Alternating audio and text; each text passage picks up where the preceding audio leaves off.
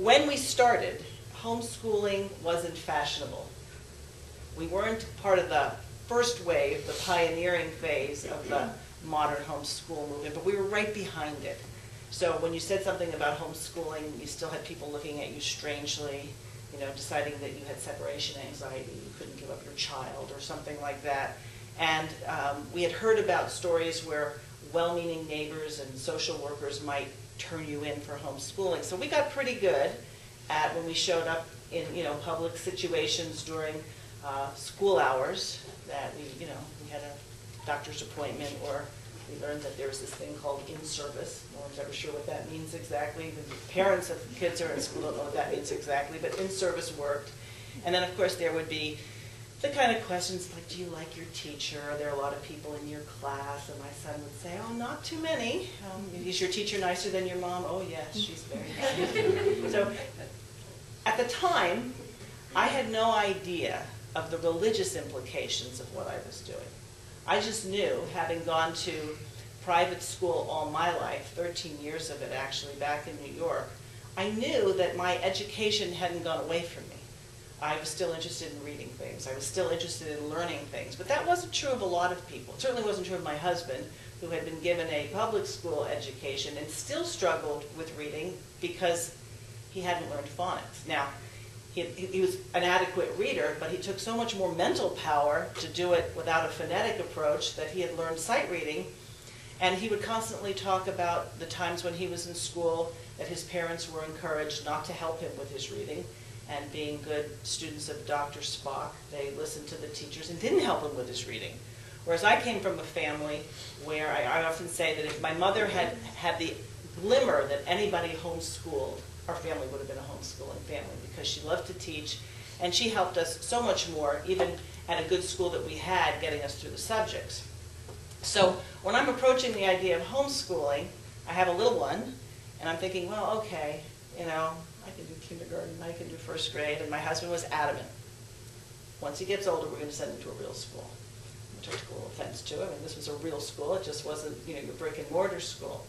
But as time went on, and we saw how we didn't have a student who hated learning, that we had a student who enjoyed learning, then we got the idea that maybe the traditional way was not all that good, only to discover the traditional way was a relatively new way, certainly in American history. Most people learned to read before they went to the one-room schoolhouse. They learned to read so that they could read the Bible. The early American primers were learning your alphabet with A was in Adam's fall, we sinned all. So by the time people got to school, they were going for maybe some more individualized help because their parents were, tending the farm or whatever it was. But it was never viewed that you'd sent your child to school to teach your child, that your child would learn everything he or she needed to know. There was this sense of parental responsibility. And I think you would agree, we've lost that a lot today. Because if you even broach the subject with homeschooling, the first question you get is, can you do that? As if there's the big, sword in the sky that's going to tell you you can't do it. Well, we've gotten so conditioned to need permission to do anything in our culture, which is really a far cry from what the Bible tells us. Your children were given to you. My children were given to me. We didn't ask for our particular children, nor did they ask for us, but God knew who he was placing where he was placing. Sometimes you get a child that's just like you when you were a child, and that's always fun. And then you have sometimes a child who doesn't think at all like you, and it's like, where did this person come from? And that's when you usually blame your husband. I found that's very workable. But in any case, so as you approach the idea of what do I want my school to look like, what I've discovered that today, a lot of people know why they don't want their children to be in the public school. But very few have taken a lot of time to think of what is it I want to produce in my home school. I find that when I counsel or mentor people, they can embrace the idea that, okay, the public school shouldn't tell me what to do, and then they look at me and they say, tell me what I should do. And I say, no, I'm not supposed to tell you what you should do. You're supposed to tell you what you should do. But I don't know anything. Well, first of all, that's not true. Of course you know something. You got here tonight, you know, you're dressed, you've managed to teach your children how to walk and talk and use the bathroom. So there's lots of things you already know. Who taught you how to console your child when he has a boo-boo? Did you go to boo-boo class? I don't think so. You figured it out, because as a parent, there's some things that you learned by experience. You know, in our household, I had one child who, when she was bad, this is not the child I'm talking about, but you could not spank this child hard enough, because she somehow or other could categorize that, you know, oh, that's just pain. And so we had to get a little bit more creative how we would discipline her. When I tried to discipline her, like I disciplined her older sister, I could send her to Mars. I mean, she would say, all you had to do is give her a glimmer of a look that you were unhappy, and she was right in place. So part of what you do as a parent is you learn your children how they're different, and they are different.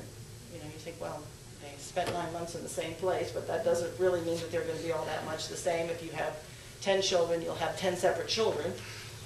The point is that you have to have a sense of what it is you want to accomplish.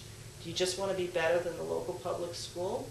Well, in California, that's not hard. I would suggest that you want something a little bit more, a higher standard than that. Do you want somebody who can get high SAT scores? Is that all you want?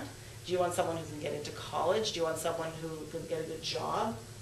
Or I would submit that as Christians, we should be interested in an educated person who is useful to God and is useful to utilize the talents that God gave that particular person.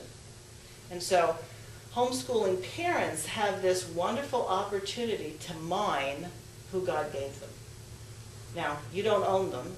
You're given those children to steward their lives. And so part of the process is making sure that your children have adequately good teachers. And one of the things I've discovered in my 28 years, there are a lot of people who get started and they're very gung-ho, and then their kids get older, and then their kids start challenging them, and then their kids start telling them they don't want to do it anymore. And 9 times out of 10, I'll talk to mothers who'll say, I'm a failure.